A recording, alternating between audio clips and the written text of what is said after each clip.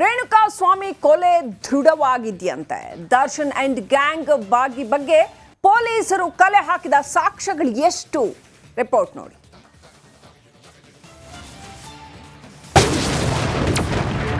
ರೇಣುಕಾ ಸ್ವಾಮಿ ಕೊಲೆ ಆಕಸ್ಮಿಕವಲ್ಲ, pre plan.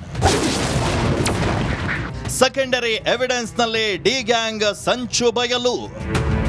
ಚಿತ್ರದುರ್ಗದ ರೇಣುಕಾ ಸ್ವಾಮಿ ಕೊಲೆ ಕೇಸ್ ತನಿಖೆ ಅಂತಿಮ ಹಂತವನ್ನ ತಲುಪಿದ್ದು, ಶೀಘ್ರದಲ್ಲೇ ನ್ಯಾಯಾಲಯಕ್ಕೆ ಆರೋಪ ಪಟ್ಟಿಯನ್ನ ಸಲ್ಲಿಸಲು ಪೊಲೀಸರು ಸಿದ್ಧತೆಯನ್ನ ಮಾಡಿಕೊಳ್ತಾ ಇದ್ದಾರೆ. ಬೆಂಗಳೂರು ವಿಧಿವಿಜ್ಞಾನ ಪ್ರಯೋಗಾಲಯದ ಎಲ್ಲಾ ವರದಿಗಳು ಕಾಮಾಕ್ಷಿಪಾಳ್ಯ ಪೊಲೀಸರ ಕೈ ಸೇರಿದೆ. ಹೈದರಾಬಾದ್ನ CFSLನ ವರದಿಗಳು ಮಾತ್ರ ಬರಬೇಕಿದೆ.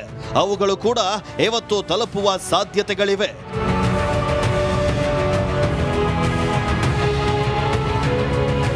ನಟ ದರ್ಶನ್ ಸೇರಿ ಇಡೀ ಗ್ಯಾಂಗ್ ವಿರುದ್ಧ 33 CCTV, 190ಕ್ಕೂ ಅಧಿಕ ಸಾಕ್ಷ್ಯ ಸಂಗ್ರಹ, 25ಕ್ಕೂ ಹೆಚ್ಚು ಪ್ರತ್ಯಕ್ಷ ಸಾಕ್ಷಿಗಳನ್ನ ಸಂಗ್ರಹಿಸಿದ್ದಾರೆ ಕಾಮಾಕ್ಷಿಪಾಳ್ಯ ಪೊಲೀಸರು. ಹೀಗಾಗಿ ದರ್ಶನ್ ಪಾಲಿಗೆ ಸೆಕೆಂಡರಿ ಎವಿಡೆನ್ಸ್ ಮುಳುವಾಗುವ ಸಾಧ್ಯತೆ ಹೆಚ್ಚಾಗಿದೆ. ಕೇಸ್ನಲ್ಲಿ 200ಕ್ಕೂ ಹೆಚ್ಚು ಸಾಕ್ಷ್ಯ ಸಿಕ್ಕಿದೆ. ಆದರೂ ಪ್ರತ್ಯಕ್ಷ ಸಾಕ್ಷಿ ಅಂತ ಸಿಕ್ಕಿದ್ದು ಬೆರಳೆಣಿಕೆಯಷ್ಟು ಮಾತ್ರ. ಪ್ರತ್ಯಕ್ಷ ಸಾಕ್ಷಿ ಅಂತ ಪಟ್ಟಣಗೆರೆ ಶೆಡ್ನ ಸೆಕ್ಯೂರಿಟಿ ಸೇರಿ ಕೆಲವು ಸಾಕ್ಷಿಗಳು ಸಿಕ್ಕಿವೆ. ಪ್ರತ್ಯಕ್ಷ ಸಾಕ್ಷಿಯನ್ನ ಡೈರೆಕ್ಟ್ ಎವಿಡೆನ್ಸ್ ಅಂತ ಕೂಡ ಪರಿಗಣಿಸಲಾಗುತ್ತೆ.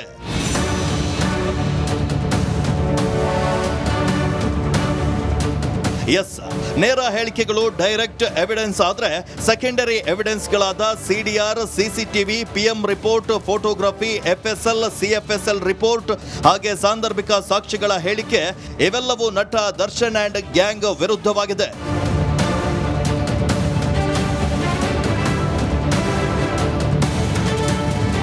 ಸದ್ಯ ಈ ಎಲ್ಲ ವರದಿ ನೋಡಿದಾಗ ರೇಣುಕಾ ಸ್ವಾಮಿ ಕೊಲೆ ಆಕಸ್ಮಿಕವಲ್ಲ, ಇದೊಂದು ಪೂರ್ವ ನಿಯೋಜಿತ ಕೊಲೆ ಅನ್ನೋದು ಬೆಳಕಿಗೆ ಬಂದಿದೆ. ಎಲ್ಲ ಆರೋಪಿಗಳು ಸಮಾನ ಉದ್ದೇಶ ಹೊಂದಿರೋದು ಮೇಲ್ನೋಟಕ್ಕೆ ಸ್ಪಷ್ಟವಾಗಿದೆ. ಹೀಗಾಗಿ ದರ್ಶನ್ ಆರೋಪಿ ಸಂಖ್ಯೆ ಮಾತ್ರವಲ್ಲ, ಉಳಿದ ಆರೋಪಿಗಳ ಸಂಖ್ಯೆಯೂ ಅದಲು ಬದಲಾಗುವ ಸಾಧ್ಯತೆ ಇದೆ.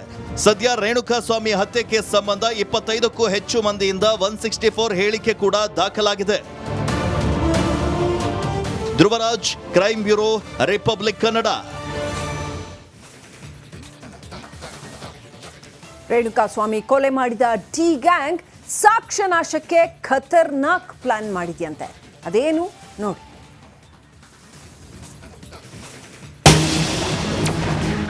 ರೇಣುಕಾ ಸ್ವಾಮಿ ಕೊಲೆ ಮಾಡಿದ ಬಟ್ಟೆಗೂ ಕೊಟ್ರು ಮುಕ್ತಿ.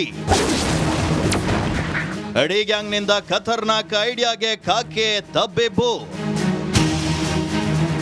ರೇಣುಕಾ ಸ್ವಾಮಿ ಹತ್ಯೆ ಕೇಸ ತನಿಖೆಯನ್ನ ನಡೆಸ್ತಾ ಇರುವ ಪೊಲೀಸರಿಗೆ ಒಂದೊಂದೇ FSL ವರದಿ ತಲುಪಿದ್ದು, ವರದಿಯಲ್ಲಿ ಹತ್ಯೆ ವೇಳೆ ದರ್ಶನ್ ಮತ್ತವರ ಗ್ಯಾಂಗ್ ನಡೆಸಿರುವಂತಹ ರಕ್ಕಸತನದ ವರ್ತನೆ ಬಯಲಾಗಿದೆ.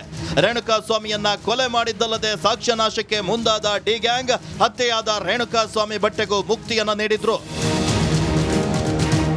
ಕೊಲೆ ಕೇಸ್ನಲ್ಲಿ ಪೊಲೀಸರ ತನಿಖೆ ವೇಳೆ ಹಲವು ವಿಚಾರ ಬೆಳಕಿಗೆ ಬಂದಿದ್ದು, ರೇಣುಕಾ ಸ್ವಾಮಿ ಶವ ಎಸೆದ ನಂತರ ಧರಿಸಿದ್ದ ಬಟ್ಟೆಯನ್ನ ಎಲ್ಲ ಆರೋಪಿಗಳು ಬದಲಾಯಿಸಿದ್ದಾರೆ.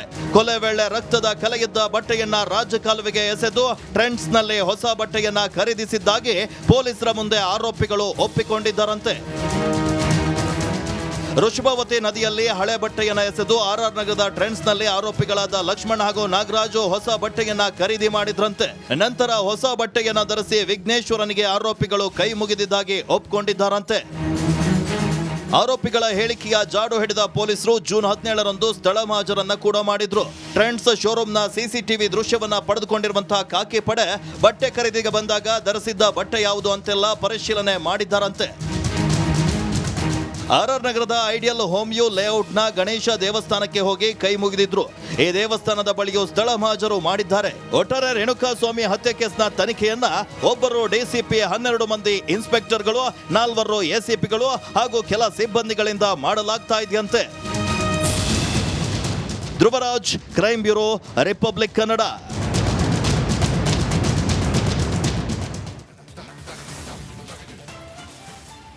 ಪರಪ್ಪನ ಅಗ್ರಹಾರ ಜೈಲಿನ ಅಕ್ರಮಗಳ ಬಗ್ಗೆ ನಿಮ್ಮ ರಿಪಬ್ಲಿಕ್ ಕನ್ನಡ ನಿರಂತರವಾಗಿ ವರದಿ ಮಾಡಿತ್ತು. ಇದರ ಬೆನ್ನಲ್ಲೇ ಜೈಲಿನ ಮೇಲೆ CCB ರೇಡ್ ನಡೆಸಿ ಬೈಕ್ ಶಾಕ್ ಕೊಟ್ಟಿದೆ. ದರ್ಶನ್ ಕೇಸ್ಗೂ ಇದಕ್ಕೂ ಸಂಬಂಧ ಇದೆ.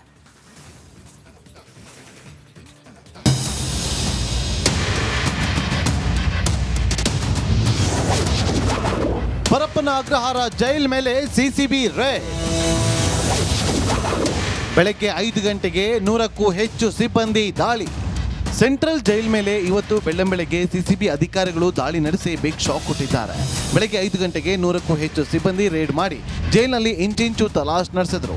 3 ಎಸಿಪಿ ಹಾಗೂ 8 ಜನ ಇನ್ಸ್ಪೆಕ್ಟರ್ಗಳ ನೇತೃತ್ವದಲ್ಲಿ ದರ್ಶನ್ ಕೊಠಡಿಯಲ್ಲೂ ಕೂಡ ಅಧಿಕಾರಿಗಳು ಪರಿಶೀಲನೆ ನಡೆಸಿದ್ರು.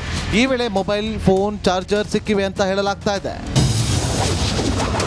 ಜೈಲು ಅಕ್ರಮ ಬಗ್ಗೆ ರಿಪಬ್ಲಿಕ್ ನಿರಂತರ ವರದಿ.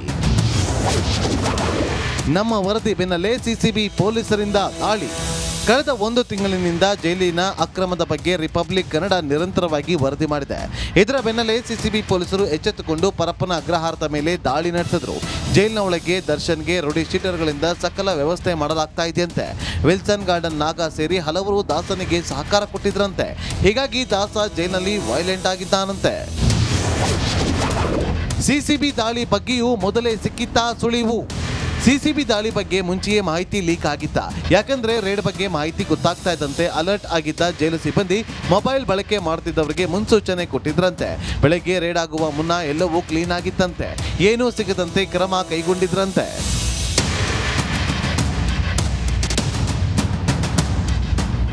ಇನ್ನು ನಗರ ಪೊಲೀಸ್ ಆಯುಕ್ತ ಬಿ ದಯಾನಂದ್ ಈ ಬಗ್ಗೆ ಪ್ರತಿಕ್ರಿಯಿಸಿದ್ದಾರೆ.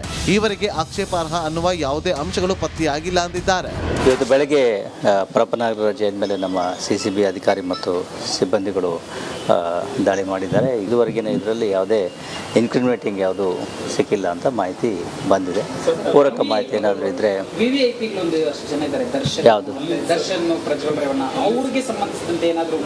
ಯಾವುದು ಇನ್ಕ್ರಿಮಿನೇಟಿಂಗ್ ಯಾವುದು ಎಲ್ಲೂ ಸಿಕ್ಕಿಲ್ಲ ಅಂತ ಪೂರ್ವ ಮಾಹಿತಿಯನ್ನು ನಮಗೆ ಕೊಟ್ಟಿದ್ದಾರೆ. ಪರಪ್ಪನ ಅಗ್ರಹಾರ ಜೈಲಿನ ಅಧಿಕಾರಿಗಳ ಕಳ್ಳಾಟಕ್ಕೆ ಇನ್ನಾದರೂ ಬ್ರೇಕ್ ಬೀಳುತ್ತಾ ಅಂತ ಕಾದು ನೋಡಬೇಕು.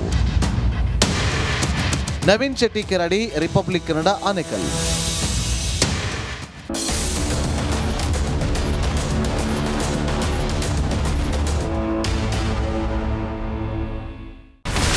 ಇಲ್ಲಿರುವಂತ ಈ ಒಂದು ಗುಡ್ಡ ಕುಸಿದ ಪರಿಣಾಮ ಯಾವ ರೀತಿಯಾಗಿತ್ತು ಅಂತಂದ್ರೆ ಗಂಗಾವಳಿ ನದಿ ಪಕ್ಕದಲ್ಲಿರುವಂತಹ ಉಳುವರ್ ಎನ್ನುವ ಗ್ರಾಮ ಸಂಪೂರ್ಣವಾಗಿ ಇವತ್ತು ನಾಶ ಆಗಿದೆ. ಮನೆ ಮಠ ಏನಿಲ್ಲ, ಎಲ್ಲ ಹೋಗ್ಬಿಟ್ಟಿದೆ. ಇವತ್ತು ರಿಪಬ್ಲಿಕ್ ಕನ್ನಡ ಮಾಡಿದಂತಹ ಒಂದು ವರದಿಯಿಂದಾಗಿ ಎಚ್ಚೆತ್ತುಕೊಳ್ಳುವಂತ ಕೆಲಸ ಸರ್ಕಾರ ಮಾಡಿದೆ, ಸಚಿವರು ಕೂಡ ಮಾಡಿದ್ದಾರೆ. 2 ಗಂಟೆಗೆ ಸುದ್ದಿ ಮೂಡಿಸಿದ್ದು 6 ಗಂಟೆಗೆ ಎಲ್ಲ ಸಚಿವರು ಮಿನಿಸ್ಟರ್ ಎಲ್ಲ ಬಂದು ಇಲ್ಲಿ ನೋಡೋಗಿದ್ದಾರೆ. ಎಲ್ಲ ಜನರಿಗೂ 1,20,000 ಮತ್ತೆ ಅವರಿಗೆ ಮನೆಗೆ 5 ಲಕ್ಷ. ಈ ಸುದ್ದಿಯನ್ನ ಎಲ್ಲ ಒಂದು ಅಧಿಕಾರಿಗಳಿಗೆ ಮೂಡಿಸಿದ್ದಕ್ಕಾಗಿ ರಿಪಬ್ಲಿಕ್ ಕನ್ನಡ ಟಿವಿಗೆ ಧನ್ಯವಾದ ಹೇಳಿ ಇಷ್ಟಪಡ್ತೇವೆ. ಮನೆನೂ ಕೊಡ್ತೇವೆ, ಮಕ್ಕಳ ಶಿಕ್ಷಣಕ್ಕೆ ತೊಂದರೆ ಆಗದೆ ಇದ್ದಂಗೆ ಹೆಲ್ಪ್ ಮಾಡ್ತೇವೆ. 1,20,000 ಮನೆ ಯಾರ್ದ್ರ ಡ್ಯಾಮೇಜ್ ಆಗಿದೆ ಅದನ್ನ ಕೊಡ್ತೀವಿ ಅಂತ ಒಪ್ಕೊಂಡಿದ್ದಾರೆ. ನಮ್ಮ ಕಷ್ಟಕ್ಕೆ ನೀವು ರಿಪಬ್ಲಿಕ್ ಕನ್ನಡದವರಾದಂತ ನೀವು ನೆರವಾಗಿರ್ತ ನಾವು ನಂಬಿದ್ದೇವೆ. ಅವರಿಗೆ ಸೂರನ್ನ ಕಲ್ಪಿಸಿಕೊಡೋವರೆಗೂ ಕೂಡ ರಿಪಬ್ಲಿಕ್ ಕನ್ನಡ ಅವರಿಗೆ ಧ್ವನಿಯಾಗಿ ನಿಲ್ಲುವಂತ ಕೆಲಸವನ್ನ ಮಾಡುತ್ತೆ.